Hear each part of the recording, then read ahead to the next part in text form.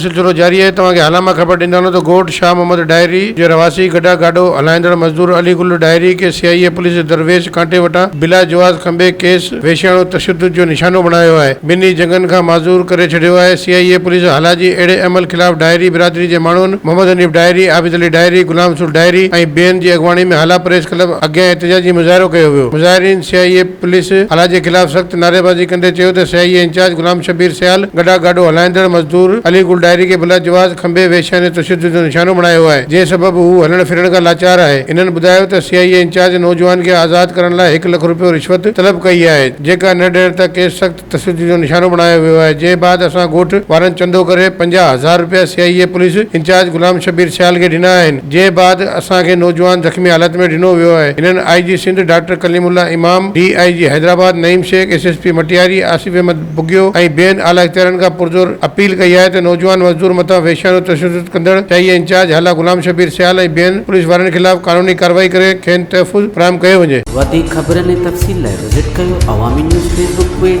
YouTube page ऐं अवामी news website.